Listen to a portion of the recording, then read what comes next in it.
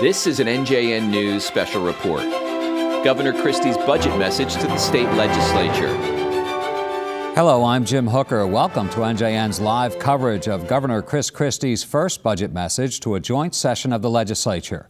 The governor will deliver details of his spending plan for the next fiscal year beginning July 1st and how he will fill a multi-billion-dollar budget gap. The governor will deliver his speech in the Assembly chambers at the State House in Trenton, and that's where we find NJN senior political correspondent Michael Aron, who's standing by in the Assembly gallery. And Michael, are folks girding themselves for the worst down there? Well, Jim, actually, the atmosphere down here right now is highly charged. There's a real sense of excitement down here. I don't know if that sense of excitement will continue into the evening after we hear some of the details of this budget. But you know, Chris Christie has been governor for exactly 8 weeks from today. He was sworn in 8 weeks ago. The Star Ledger this week said that this speech could be the signature moment of his first year in office.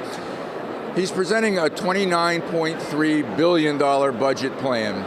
According to the governor's office, this would be 8.9% lower than the current year budget if you count federal revenues, 5.3% lower if you only look at state dollars. There are expected to be 1,300 positions eliminated in state government in this budget. We don't know whether that's by layoff or attrition. There's an 8% cut in school aid, 15 to 20% cut in municipal aid, 7.7% cut in higher ed. There's an extension of an assessment on hospitals. Homestead rebates will be suspended for 3/4 of a year and then turned into tax credits instead of direct checks. The income tax and corporate business tax surcharges that Governor Christie has criticized so assiduously for the last 9 or 10 months will be allowed to expire in this budget. And we expect much of the speech to be about some reform ideas he has, most notably capping growth in state and local and school district spending at 2.5% growth per year. That would be highly contentious. I'm joined now by Bridget Harrison of Montclair State University. Bridget, 8 weeks ago, the governor was sworn in. He said on election night, actually, that he was going to turn Trenton upside down. To what extent has he turned Trenton upside down? Oh, I think he's turned Trenton upside down. I think he's turned the state of New Jersey upside down. And I think today that's going to continue. You mentioned the highly charged atmosphere. What I see here is a lot of excitement and a little bit of fear, particularly on the part of these legislators who understand that for many people in this state, the time has come to make some very, very serious changes. But I think many of them are afraid of the political fallout. Particularly, you mentioned the cut in aid to municipalities. These are ladies and gentlemen who are going to have to go back to their constituents and explain to them how they're going to have to make do over the next coming fiscal year. A lot of the details still aren't available, details on actual cuts. There are $216 million worth of eliminations in this budget. I think public advocate is one of the things that's going to go. But one of the buzzwords down here the past couple of weeks has been shared sacrifice. From what we know so far, can the governor make a case for shared sacrifice? I think he can make a case for nearly universal sacrifice, and I think that one of the interesting things about this governor is that he himself is not afraid of alienating potentially powerful political constituencies. In the past, we've seen governors of both political parties kowtow to special interests that are unique to their parties. This governor basically says, I don't care about my chances at re-election.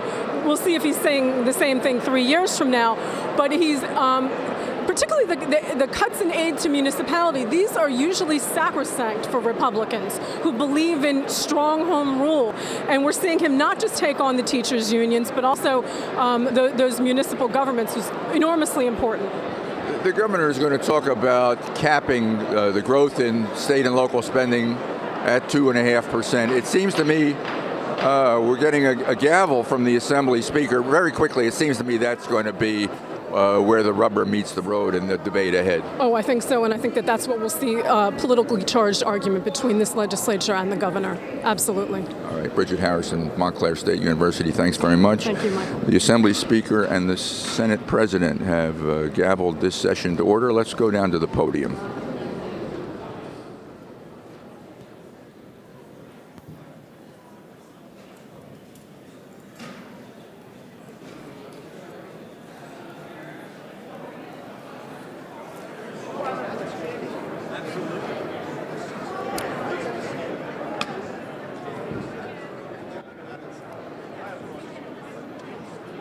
Madam Clerk, have all required notices been given in accordance with the Open Public Meetings Act? Yes, they have, Madam Speaker.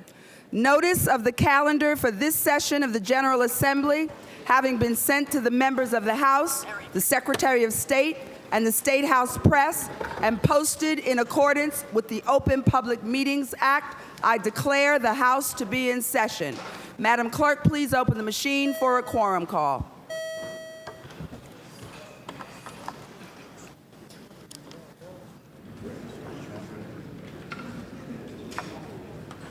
Are all recorded who wish to be recorded and properly recorded?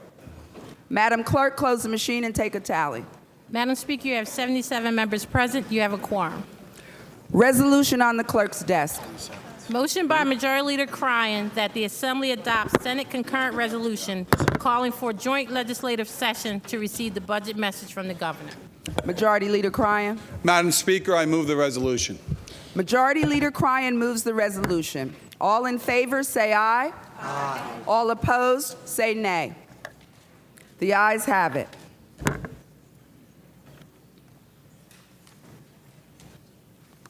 I recognize the Senate Majority Leader from Middlesex County representing the 18th District, Senator Barbara Buono. Thank you, Madam Speaker. I move that this joint session of the 214th Legislature does now come to order. I recognize the Assembly Majority Leader from Union County representing the 20th Legislative District, Assemblyman Joseph Cryan. Madam Speaker, I second the motion. All those in favor say aye. Aye. All opposed say nay. The ayes have it. I am advised by the Secretary of the Senate and the Clerk of the General Assembly that a quorum is present at this joint session. Please rise for the invocation to be delivered by Bishop John Smith of the Trenton Diocese.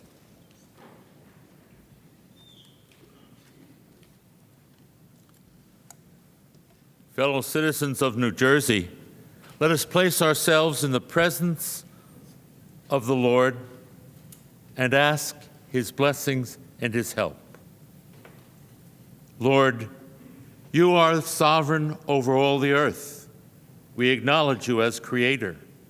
When creation became a physical reality, in that first moment we call time, this place, now called New Jersey, was destined to be hospitable and good for human dwelling. As time passed, touched by human labor and sharpened by the genius of imagination, forest became productive field. Field became rural village. Village became thriving city. We thank you, Lord our God, for this, our home, New Jersey, a home for men, women, and children of every race, creed, color, and national origin. And we come together today, Lord, as a joint session of our state legislature, seeking your aid and your wisdom to assist us in making weighty decisions on many subjects, which our governor will present in his address. Lord, we ask you to dispel hostility and darkness from this chamber so that we can hear and even be enlightened. Dispel intransigence so that we may cooperate and act responsibly. Dispel vested interests so that we may all be concerned with and work for the common good. Lord, May our deliberations and our labors help us to make our beloved state of New Jersey more beautiful, our lands more fertile, our waters more pure, our environment more healthy, our shores more hospitable, our lives more humane, our needy more cared for, our affluent more generous, our people more responsible, our lives more fruitful. Lord, truly make us hunger and thirst for justice, responsibility, human rights, and a better society as we labor in this legislative body for the good of the state of New Jersey and all its citizens. Amen. Amen. Thank you, Bishop Smith. Please remain standing for the Pledge of Allegiance, which will be led by Assemblyman Coughlin from Middlesex County, representing the 19th District. I pledge allegiance to the flag of the United States of America and to the republic for which it stands, one nation, under God, indivisible, with liberty and justice for all. Thank you, Assemblyman Coughlin. I recognize the President of the New Jersey Senate from Gloucester County, representing the 3rd District, Senator Stephen Sweeney. Madam Speaker, I wish to inform the joint session of the 214th Legislature that the Governor has arrived. My colleagues, honored guests, ladies and gentlemen, it is my honor and pleasure to present the Governor of the State of New Jersey, the Honorable Christie.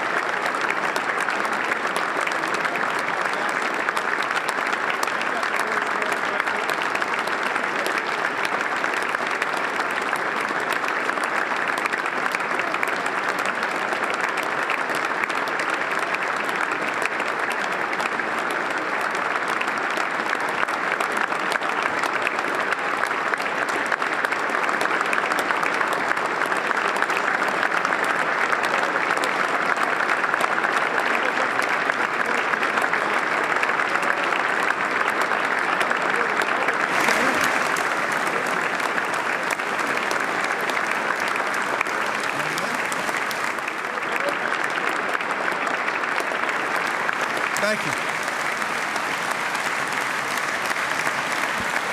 Thank you.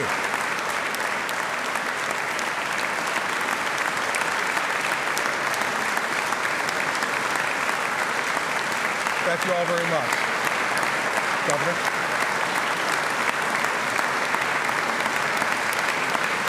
Thank you. Thank you very much.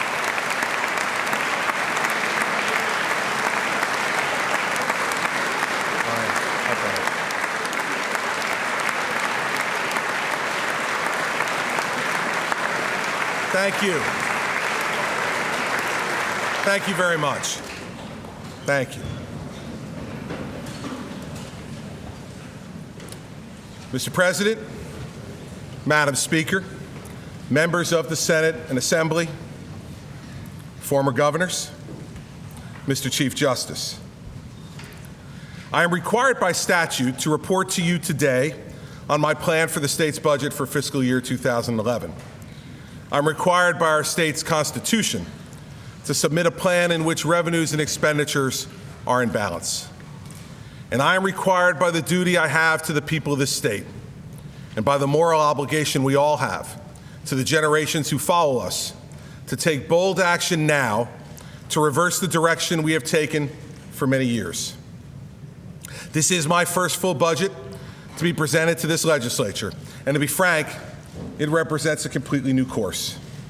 A new course that will stop our fiscal hemorrhaging. A new course that will fulfill our joint responsibility to leave this state better than we found it. And a new course that will make possible a brighter future of growth and opportunity. My friends, this new course is long, long overdue.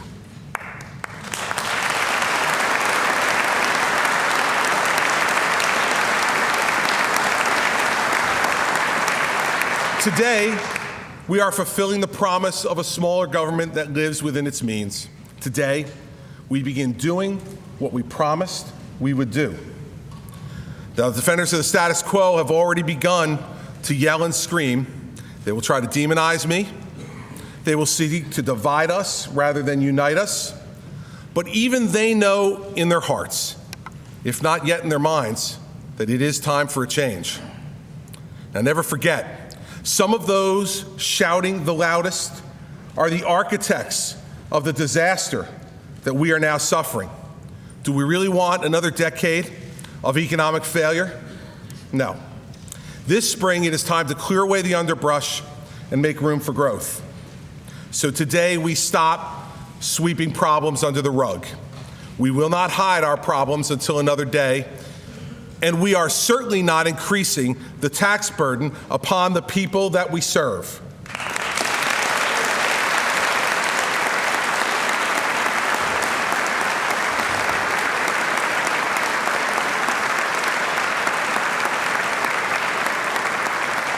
Today, we are taking necessary and decisive action to reduce state spending and reform state government. The problems we have hidden for 20 years are evident for all to see. The day of reckoning has arrived. Some are saying by their choice of policies that we should descend further into debt and deficit and risk driving more people out of the state with temporary tax increases that always turn out to be permanent. I say we must face up to our responsibilities to cut government spending and end public union excesses that we can no longer afford, to reform government to cost less and operate better, and to restore some sense of balance to the obligations we take on so that in the future they are both sensible and sustainable. In short, we can forge a new course, one that brings spending in line with revenues, one that attacks our problems directly so that they're shrinking, not growing, and most importantly, one that lays the groundwork for a better tomorrow. So today I ask you to join me in setting out on this new course. We did not dig the hole in which we find ourselves in a day or a year. The massive gap between our resources and our appetite for spending has built up over 20 years. It has been dug by a lack of discipline and an unwillingness to say no, made deeper by poor policy choices along the way and quick fixes to avoid tough decisions. And now, that hole is a Grand Canyon. The distance between New Jersey's projected revenues for next year and the state's spending obligations under current law, if nothing is changed, is $10.7 billion. As a percentage of the prior fiscal year's $29 billion budget, it is a massive deficit, the largest deficit of any state in America and the largest in our own history, by far. No fiscal crisis we have had in New Jersey's history compares to this one. So therefore, our solutions must set a historic new course, directly away from the failed tax and spend policies of the past. In recent years, we've allowed the problem to become bigger through a series of one-time gimmicks that have worsened our situation. For instance, this year, some state employees will be given an 11% salary increase at a cost of $300 million to the taxpayers, while many New Jerseyans are lucky to even have a job. Incredible.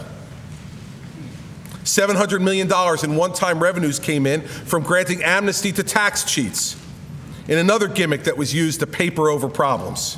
As usual, our government spent it all in 1 year and built that much more spending into the budget for the coming year, with no way to pay for it now or in the future. So too were federal stimulus funds for education, irresponsibly spent all in 1 year, and then simply added into the budget with no way to pay for it this year. The attitude has always been the same: continue to spend, continue to borrow, and drop the catastrophic sum of all of these poor choices into the lap of the next guy. Well, the time has run out and the bill has come due. Over 15 years, $4.7 billion was stolen by both parties from the trust fund set up for unemployment insurance benefits and spent for other purposes. The result, without any new action, is a crippling tax increase that will kill more jobs in a state that already has the worst unemployment in the region. As you know, on that matter, I have proposed action to cut the punitive payroll tax increase on jobs, to make benefits more reasonable, to restore health to the trust fund, and to prevent future raids. I ask you to pass it now. Our unemployed fellow citizens need the bridge of compassion provided by unemployment benefits. Playing politics on what is a moderate and needed proposal to fix this system will only threaten to blow up that bridge and hurt families already in crisis. For those who stole the money in the first place, you now have the responsibility to help permanently fix the fund you bankrupted. Over the course of 2 decades, time and again, the state has borrowed to pay its everyday bills. You wouldn't do that in your home, and we shouldn't do it with your tax dollars. The result is overwhelming. Outstanding direct debt has ballooned from $3.9 billion to $33.9 billion last year. And total debt, including all obligations, has tripled from $17 billion to over $51 billion just since 2002. Our debt is now equal to an obligation, a bill, of $4,100 for each and every man, woman, and child in this state, 130% higher than in 2002. These gimmicks were used. This borrowing was done for one simple reason: government spent too much money, not only at the state level, but also at the local level. State spending grew 59% from 2001 to 2008, before the current recession forced us to make do with less. Now, that's bad enough. But as you know, more than half of what the state spends every year is sent to local governments in the form of municipal aid to schools and governments. And local government has exercised even less control. Spending at the local government level has risen 69% since 2001. Even now, in the depths of a great economic crisis, local governments and school boards can't hold back on the pressure that comes from public sector unions. What's the proof? While New Jersey's private sector lost 121,000 jobs in 2009, New Jersey's local governments added 11,300 new municipal and school employees. That's right, 11,300 new government employees paid for by your taxes just this last year. 11,300 new employees added while you're struggling to keep your job and to pay the bills. We must give the voters the tools to stop the madness and to stop it this year. My friends, the taxpayers have paid a steep price for this lack of discipline by their state and local leaders. And the litany is well known to everyone in this room. And if it is not, it should be. The per-person cost of state and local taxes has tripled in the last 2 decades. That's right. On a per-person basis, New Jerseyans today pay more than 3 times in state and local taxes what they did 20 years ago. The income growth of our citizens has not kept pace. Yet we continue to hear advocates, and I know we will hear them after today's speech, asking for higher taxes again, for going into your pocket just one more time. All while New Jersey residents are already the most overtaxed in the country. We have one of the highest top marginal income tax rates, the second highest sales tax rate, the sixth highest corporate tax rate, and, as we all painfully know, the highest property taxes in the nation. Add it all up, and the sad fact is that we're number one with more state and local taxes taken as a percentage of income than any state in America. That's one distinction I am prepared to give up.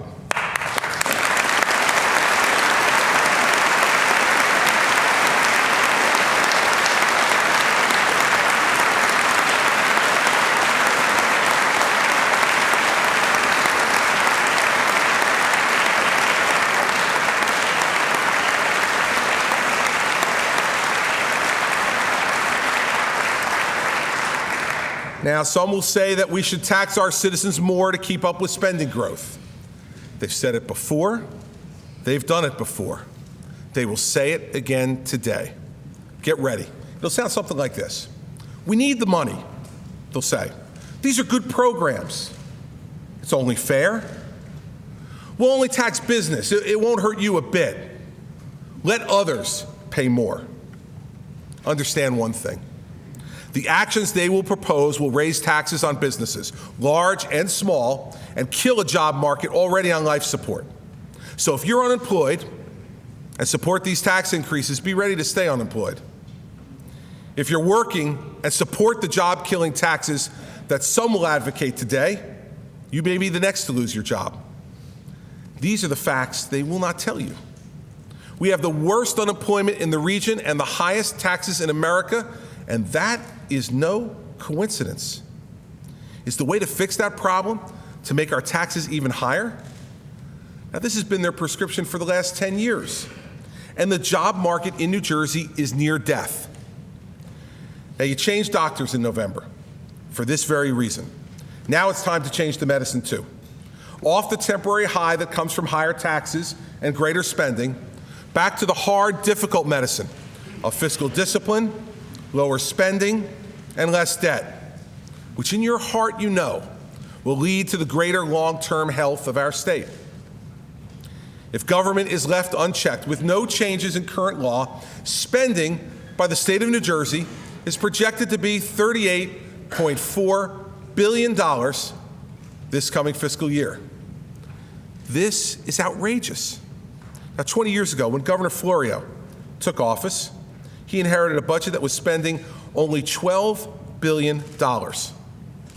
If we did nothing, spending will have increased 322% in the 20 years since Governor Florio became governor. Over 16% a year, every year. State government spending would have gone up at 4 times the rate of inflation over the last 20 years. Today, we say, stop.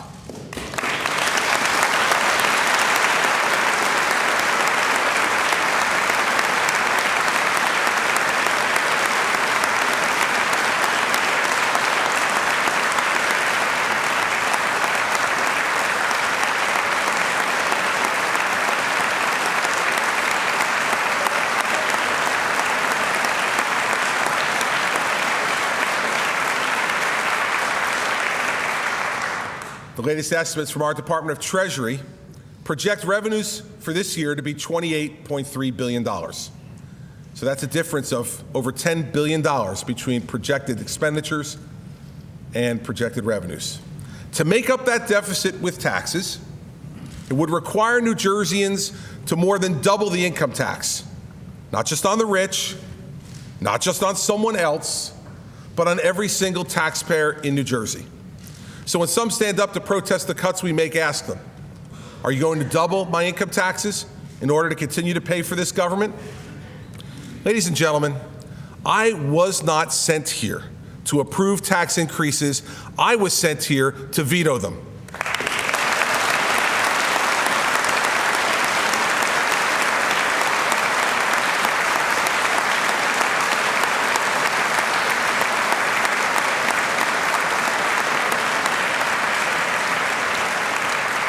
And mark my words today, if a tax increase is sent to my desk, I will veto it.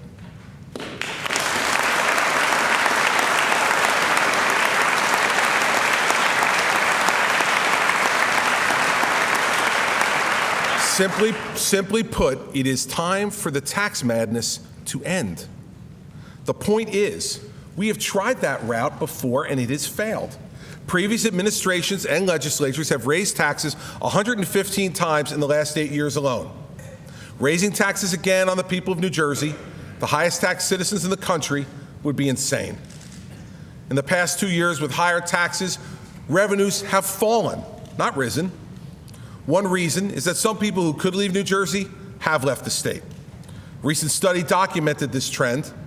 It found that from 2004 to 2008, New Jersey experienced a net outflow of wealth of $70 billion.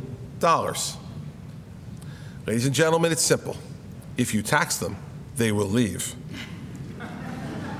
In the past 2.5 years, New Jersey's unemployment rate has more than doubled, from 4.4% to 9.9%, from below the national average to above the national average. There is a cost to all this taxing and spending. It is costing us jobs, and that price is unacceptable.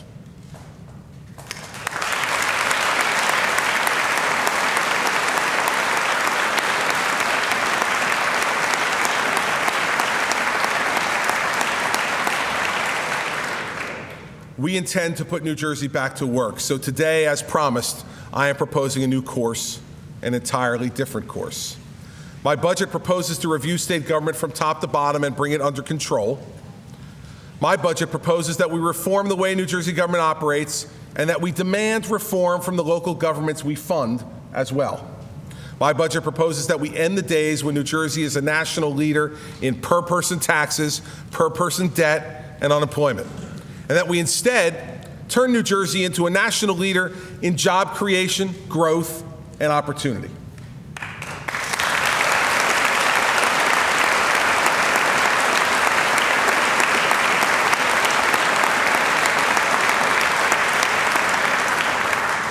The time for a change has arrived, and it is time for us to get to work. I became your governor just 8 weeks ago today, with a mandate from you to do what I said I would do when I asked for the job, to cut the size of our budget and impose discipline on a government out of control.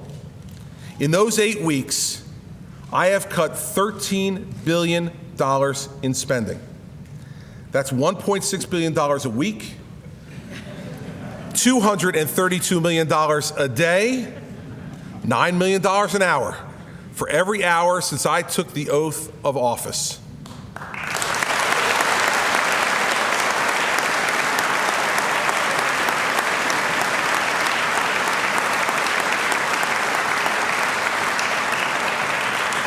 This budget, admittedly full of tough and painful choices, is part of that effort and keeps faith with my pledge. There are 2,112 line items in New Jersey's budget. Over the last 8 weeks, I've reviewed every one of them. For some, we recommend a cut. For some, we ask they stay intact. For still others, we propose reform. And for those that are not essential, we recommend elimination. Now, due to the elimination of those unnecessary programs, there will be as many as 1,300 layoffs beginning January 1st, 2011. In total, the budget we submit today calls for the state to spend $28.3 billion in fiscal year 2011.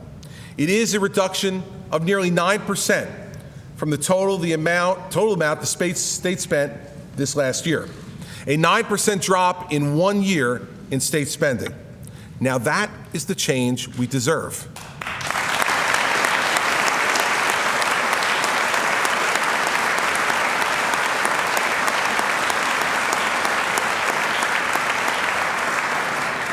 And it is a reduction of $10.7 billion below the original budget projection for the year under current law. It has been a difficult process to come up with spending cuts of this magnitude, and it will not be easy to enact or implement them. This plan requires sacrifice by all New Jerseyans, but it is a shared sacrifice. And while holding the line is difficult today, it is necessary for a better tomorrow. The watchwords of this budget are shared sacrifice and fairness. Individuals contribute, businesses sacrifice, local governments tighten their belts, and we end our addiction to spending. Everyone comes to the center of the room. We jump off the cliff together to stave off certain fiscal death for the hope of economic salvation tomorrow. Now, $2.9 billion of the budget gap was closed by reforming programs to make them better and more efficient than ever before. Every single department of state government will be reduced. Agriculture, down 24%. Banking, down 12%. Children and families, down 4%. Community affairs, down 35%. Corrections, down 7%. DEP, down 2%. Education, down 8%. Health and senior services, down 6%. Human services, down 4%. Labor, down 6%. Law and public safety, down 7%. Military affairs, down 2%. The public advocate, down 25%. State, transportation, and treasury, down 11, 3, and 39% respectively. Each and every department of state government has been asked to tighten its belt, and we will demand local governments do the same. We cannot, and we should not, make state government shrink only to let local government expand. Now, $3 billion in savings results from recognizing that our pension system must be reformed before we can or should fund a broken, out-of-control system. The pension system has been so generous that it has created a flood of liabilities. From 2002 to 2008, pension payments to retirees grew 56%, triple the rate of inflation. Our benefits are too rich, most public employees contribute too little, and the taxpayers have had enough.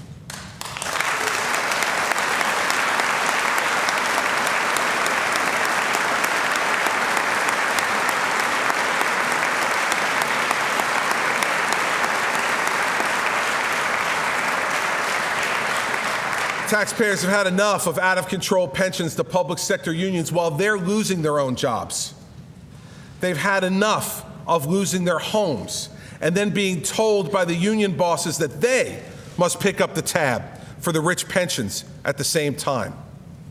Now, the Senate has unanimously approved a plan that is a good start and will have an immediate and material effect in beginning to reform this now unsustainable system. These bipartisan reforms will limit participation in pension plans to full-time employees, bring a more rational approach to calculating benefits, ask both state and local employees to contribute to the cost of their health plans going forward, and cap large sick leave payments at the local level, just as we do for state employees. I congratulate Senate President Sweeney, Minority Leader Kaine, and all members of the Senate for moving this needed legislation forward unanimously. Now, I had hoped the Assembly would have done the same by now, given the urgency of the crisis. I urge the Assembly again today to act on these needed pension reforms, and I will sign these bills the moment they hit my desk.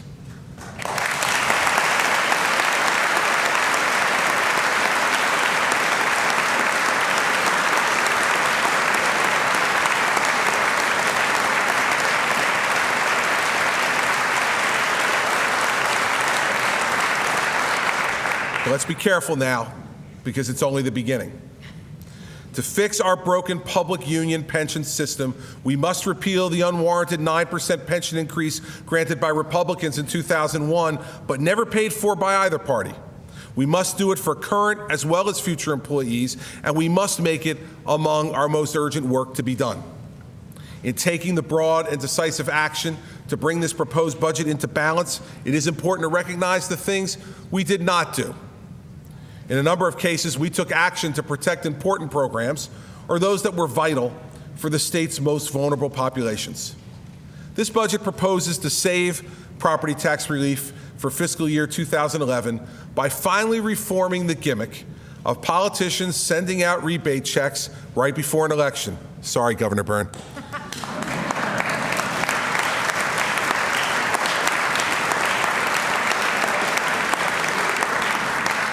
Worse yet, this program cost over $10 million in interest alone every year because, believe it or not, we borrowed the money we sent back to you in a check with the governor's name on it. Now, that kind of deceitful politics ends with this budget. We will send you property tax relief after a break to reform the system as a direct credit on your property tax bill. No checks, no games, no politicians pushing themselves into your mailbox to get the credit, just direct property tax relief right on your property tax bill.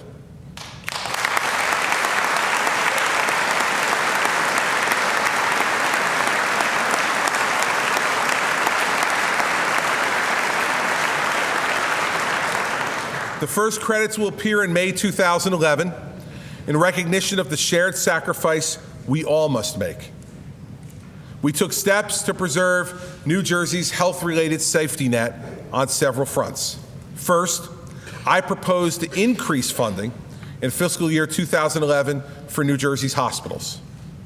Now, during these difficult economic times, it must be a priority to protect our hospitals and those they serve.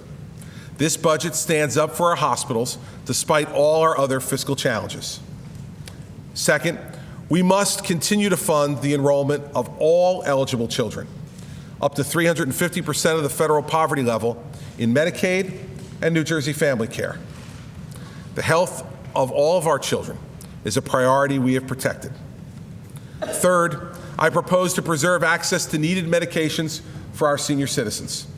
These medications are lifesavers for our seniors. My budget maintains program eligibility for prescription drugs. In other areas, too, we have tried to maintain the essential, even in the context of the broader need to remove the excess. The budget maintains funding to keep New Jersey's parks open so that struggling New Jersey families will have an affordable, in-state place to vacation this summer. Because in dire economic times, we do not believe anyone should go hungry, we have preserved funding for New Jersey's food banks and expanded eligibility for food stamps to 185% of the poverty level. Now, closing a nearly $11 billion budget gap required us to look hard at the biggest category of spending in the budget, state aid to school districts. Last year's state aid included over $1 billion in one-shot federal stimulus money that will not return this year. This type of irresponsible use of stimulus money was a typical election year gimmick used to fool school districts and our citizens. Today, we pay the price for putting off the hard choices. School districts will have $819 million less than they had last year. These federal dollars are gone because the stewards of last year's budget decided to spend every nickel in 1 year rather than spreading the resources over a number of years as the program intended.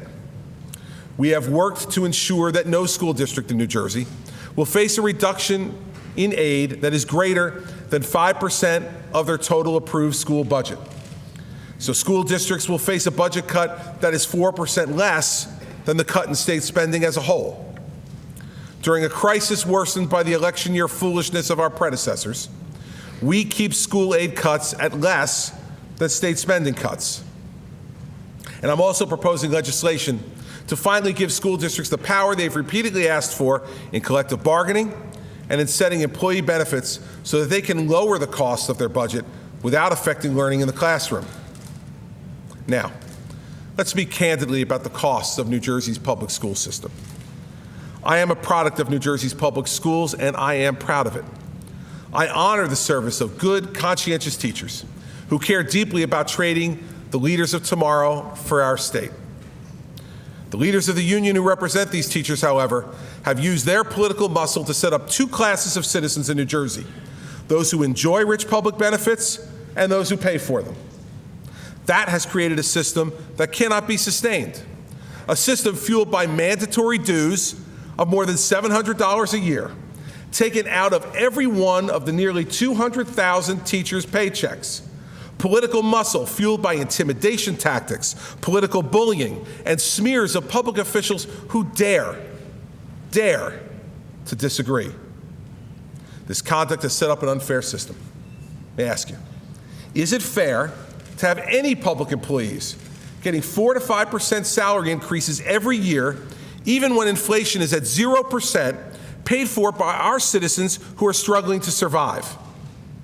Is it fair to have New Jersey taxpayers foot the bill for 100% of the health insurance costs of teachers and their families from the day they are hired until the day they die? Is it fair that teachers have a better, richer health plan than even state workers and pay absolutely nothing for it? And listen, I believe rank and file teachers know that it's not fair and that we can no longer afford to burden our taxpayers with these costs and runaway taxes. Now, the union bosses will tell you, as they always have each time their empire is threatened, that they are protecting our children. Now listen, this tired song has grown old and inaccurate. Is the way our children learn affected by whether the union gets free health insurance for life for its members? Does a child learn more if the union gets 5% taxpayer-funded raises every year for its members? This is nonsensical, it's self-serving, and we all know it. Just how arrogant has the union gotten? By refusing to accept merit pay and use it to reward their best members, the union may have cost New Jersey $400 million in race-to-the-top school aid from Washington. They did this in a year when they have the audacity to complain about budget cuts. They did this in a year when we could truly use the money to help our children. So sit here for a moment and ask yourself, just who's putting their personal interests ahead of the interests of our children? My proposal is simple. School district employees should pay a reasonable portion of their health care costs just like every other New Jerseyan.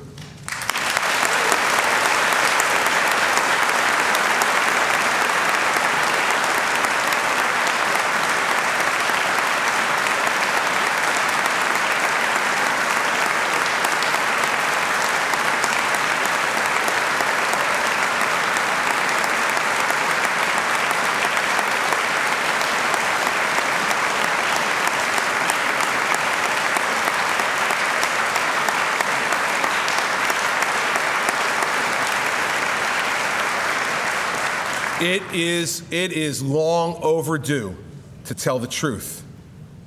If we do not end this dual system, state and local government will have to raise taxes endlessly to pay for it. Let me be very clear. Teachers are not the problem. They get it. Trenton's special interests are the problem, and it is time for us to stand up to them.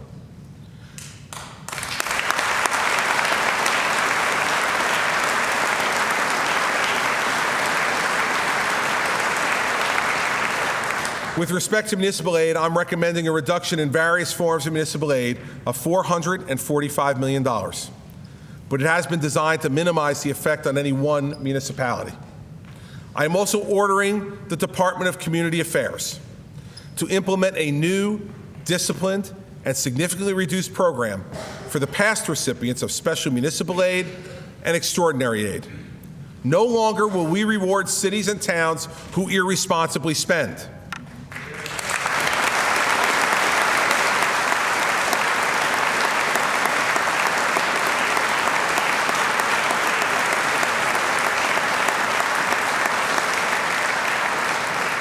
The gravy train of this type of aid is ending. Only those who show they are cutting their budgets just as we are and practicing transparency on how they use the aid will make the grade for temporary help. The message is simple. We are ending this aid, and soon. So get your act together and get it together now.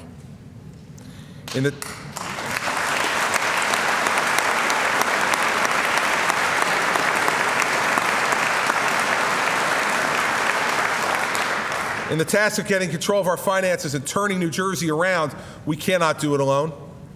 If we do not see spending control at the county, municipal, and school board level, we will be leaving the job undone. Today's pain will have been suffered in vain. So local governments and school districts must be our partners in this shared sacrifice. Their spending growth is out of control, in large part for the same reason state spending has grown: employee costs, healthcare costs, retirement costs, and a failure to set priorities while establishing reasonable means of control. So today I'm introducing in this budget a series of proposals that constitute a toolkit to protect taxpayers from property tax increases. At the same time, my plan will give local governments and school districts the tools to cut costs so they too can reduce taxes for New Jerseyans. At its heart is Proposition 2.5, a constitutional amendment to cap the growth of property taxes at no more than 2.5% per year.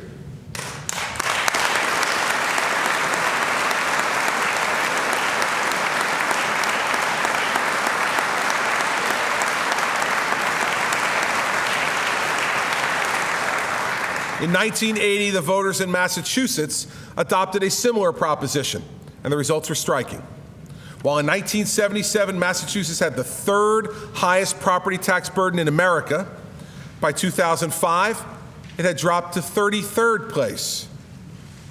Now, some will say this will affect the quality of children's education, but this is absolutely wrong. Massachusetts has accomplished its astonishing drop in property taxes while maintaining the #1 rated K-12 achievement in America. We must take the same direction. I urge the legislature to approve this constitutional amendment and send it to the voters this November.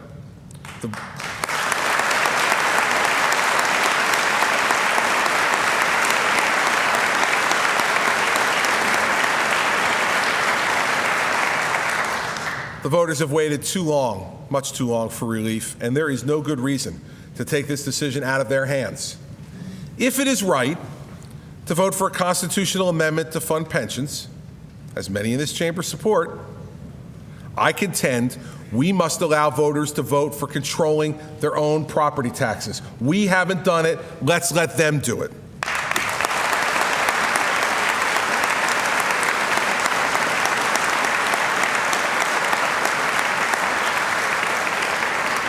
But the state should not ask cities and towns to meet a standard that we ourselves are not willing to live up to. Accordingly, I am also proposing that this constitutional amendment cap the growth of state spending at 2.5% per year.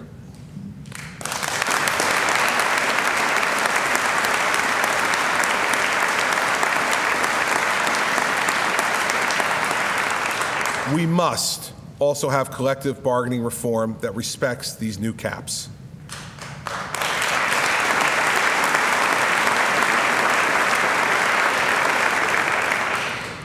Now, I believe that arbitration must be preserved for public employees who cannot strike. But arbitrators cannot act in a vacuum. We must reform the system to allow for recognition of the new constitutional spending caps and an award's impact on property taxes. Fundamental fairness to both sides requires an arbitration system, but one that is fair to all parties. We must also have civil service reform. The heart of our proposal is that local government at every level should have the option of opting out of civil service.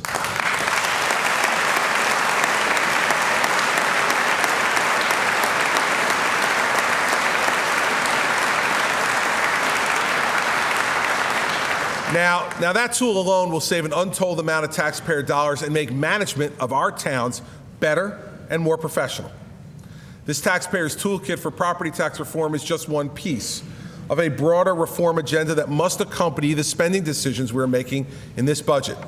Both R's, reduction and reform, must be covered as we try to control spending for the long term and attack this budget deficit. Shortly after taking office, I signed Executive Order 15, under which we are reviewing the hundreds of authorities, boards, and commissions that populate New Jersey state government. Our goal? To consolidate or eliminate those that should not exist and to end the excessive compensation and pension grabs made by those in this shadow government.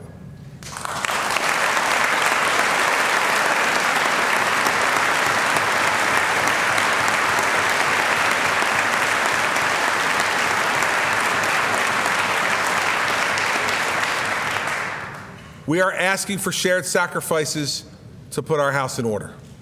Out-of-control authorities and commissions like the Passaic Valley Sewage Commission must learn that their days of padding their own pockets at the expense of the taxpayers are over.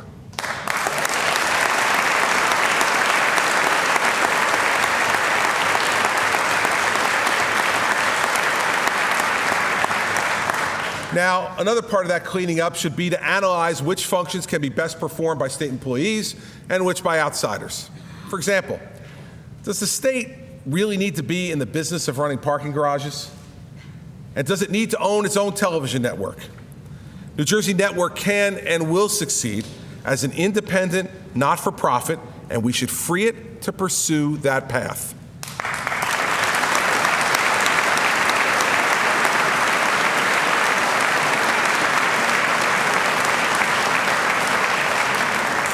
Last week, I established a privatization advisory board to be chaired by former Congressman and State Legislator Dick Zimmer to examine other opportunities for saving by contracting with competent outside firms.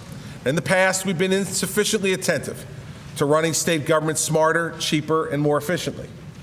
I'm sending to you today dozens of initiatives to do just that, from using electronic benefit transfer cards instead of paper for child care payments, to finally cracking down on Medicaid fraud, to the simple step of using direct deposit for state employee paychecks. These are only some of the steps I'm including in the proposals I'm sending to you today. It is not only our spending plan for next year, it is a blueprint for reform. Because the financial crisis in which we find ourselves, as difficult as it is to resolve today, gives us the chance to lay the foundation for a more solid future tomorrow. We are not turning state government upside down just to solve the crisis this year. We are doing it to reduce the chance that there will be another crisis next year. We are not cutting spending and trying to reform our habits for the sake of being punitive to those who must change. We're doing it for the sake of giving hope of what real change will bring: a healthier, more affordable, and ultimately a better life for New Jersey citizens and its government.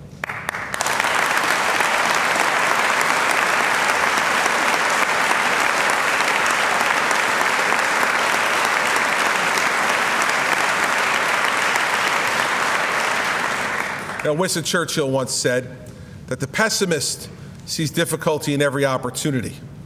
The optimist sees opportunity in every difficulty. By that standard, I am an optimist.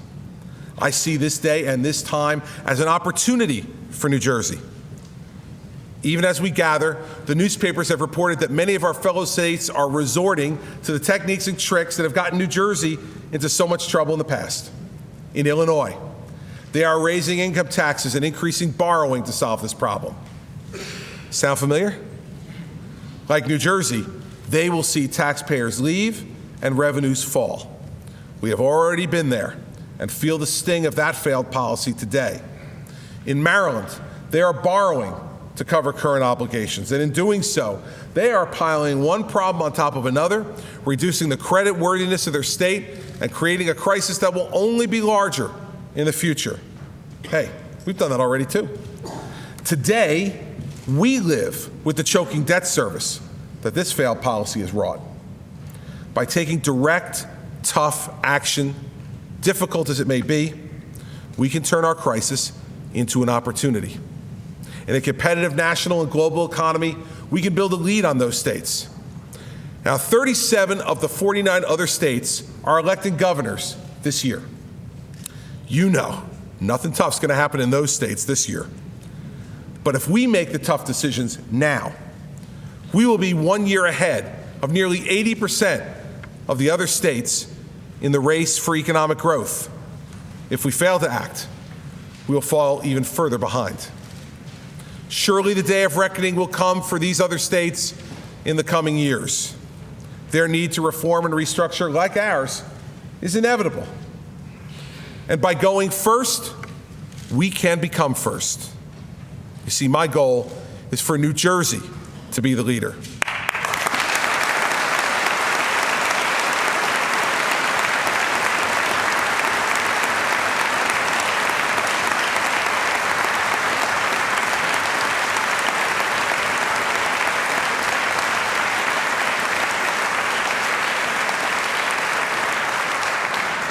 Today, we are first in tax burden.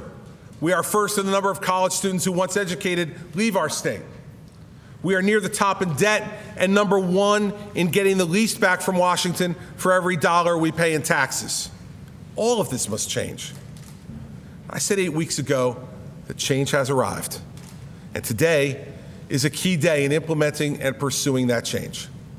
The reforms we make today to streamline the operations of government, to halt the endless parade of new taxes, to lay the groundwork for growth, can make possible a new kind of leadership, where New Jersey is number one in new business creation, where New Jersey is number one in job growth, where New Jersey is number one in educational achievement, and where we lead once again in providing opportunity for our citizens and pride in what we all can accomplish together.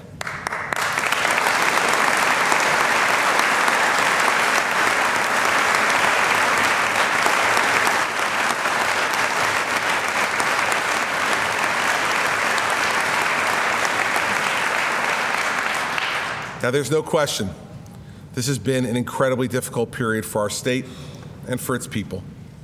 And the choices I'm asking you to make now will not be easy. But they are the first step on the path to a brighter future.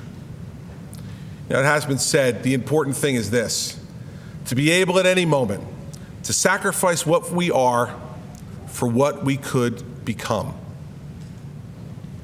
So while the task ahead of us may not be pleasant, it is essential. We can accomplish something important here in New Jersey, something big. It is nothing less than the turnaround of our state and the creation of a brighter future for our children.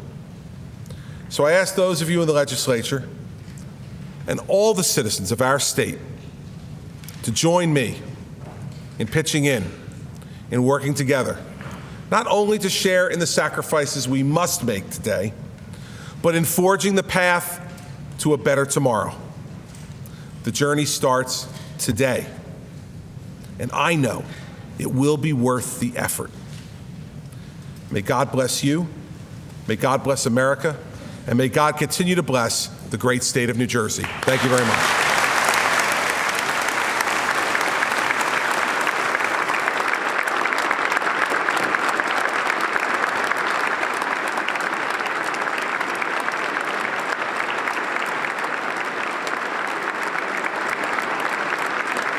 Governor Christie wrapping up his first budget message.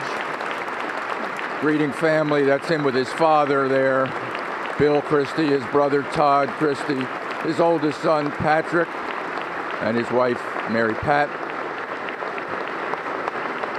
The governor spoke for about 50 minutes. It was a tough speech. There was tough rhetoric aimed at his predecessors, even on page one of essentially a 20-page speech. There he is with some of his predecessors: Brendan Byrne, Ruthie Byrne, Jim Florio, Don DeFrancesco, John Bennett.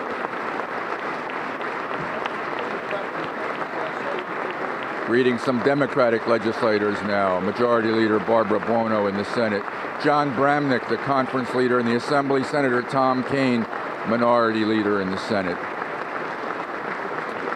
Joe Malone, Bob Singer, Lou Greenwald, the Budget Chair on the Democratic side in the Assembly, Joe Cryan, the Majority Leader on the Democratic side in the Assembly and an antagonist of the governor's, and Alex DeCroce, the Republican leader in the Assembly. I would say that this budget essentially, or this speech essentially, was a holistic approach, or offered a holistic approach to shrinking government.